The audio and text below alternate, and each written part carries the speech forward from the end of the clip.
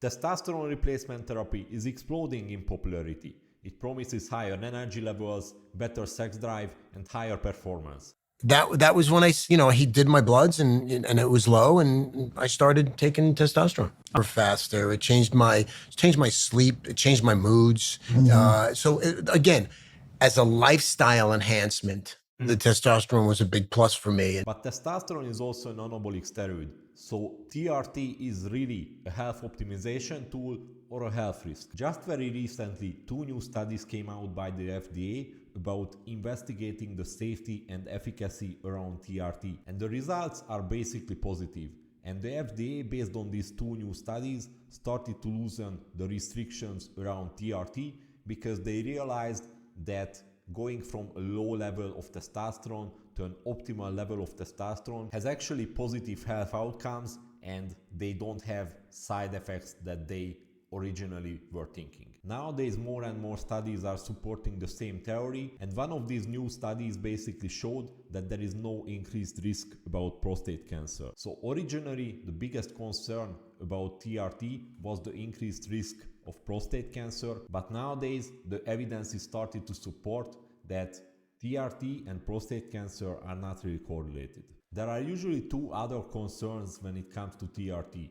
The first one is that when you are taking TRT, you are taking testosterone from an artificial source. So the testosterone that is inside your body is not natural. But chemically speaking, testosterone is testosterone. So it doesn't really matter if it's coming from a needle, if it's coming from a cream, or it's coming from your own testicles. It's the same hormone and it's doing the exact same things. The other concern is that we are raising the total amount of testosterone in the body, so the levels are becoming too high. But this question is strictly related to the dosage you are taking, and you can influence the level of testosterone is inside your body by adjusting the dosage basically. So this is again not really a problem. Low testosterone levels has many negative side effects and downside on your health and your everyday life. If you have low testosterone levels, you will have low energy levels, low sex drive, worse cognition, lower amount of muscle mass. It's correlated to decreased bone mineral density at an older age, so you are having more risks about breaking bones, and also it's correlated with type 2 diabetes and cardiovascular disease. So if your testosterone level is really low, you don't have muscle mass on your body and you are not moving, you are tend to become insulin resistant, type 2 diabetic, and eventually type 1 diabetic possibly if you are not taking care of yourself. So then if all of these are really true and it doesn't matter where testosterone is coming from, then why so many people are having side effects? I would say the first reason is because most people are not really on TRT.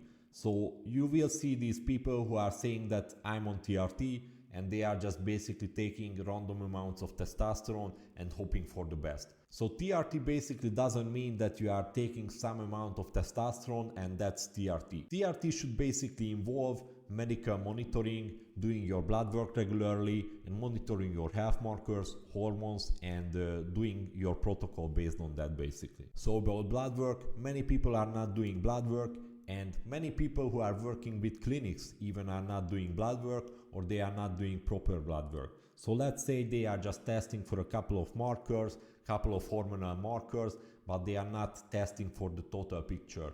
They are not checking their inflammation levels in the body, they are not checking their red blood cells in the body, and they are leaving out many things that would be important. You can just take a small amount of testosterone to, let's say, go from 400 to 800.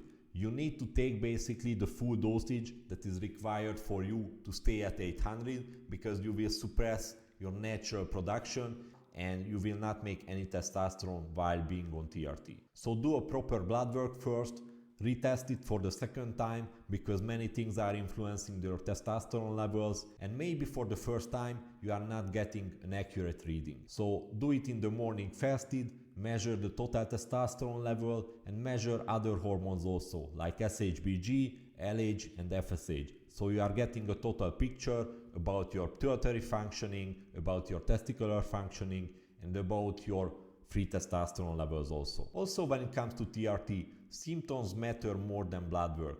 So let's say if you are a guy who have suboptimal testosterone levels, 300, 400, but you don't feel any negative side effects, your libido is very good, your energy level is high, you have a good amount of muscle mass and you don't have any problem, then maybe you don't need to automatically go on TRT just because one blood work looked not okay, because you don't really have a problem. Also, on the other hand, if your testosterone level is in the normal range but you still feel foggy, your sex drive is not good, your energy level is low and you can't really progress in the gym, then I would say TRT can also be an appropriate step. If you like the video, give it a like, subscribe to the channel and let me know in the comments what topic you want to see next time.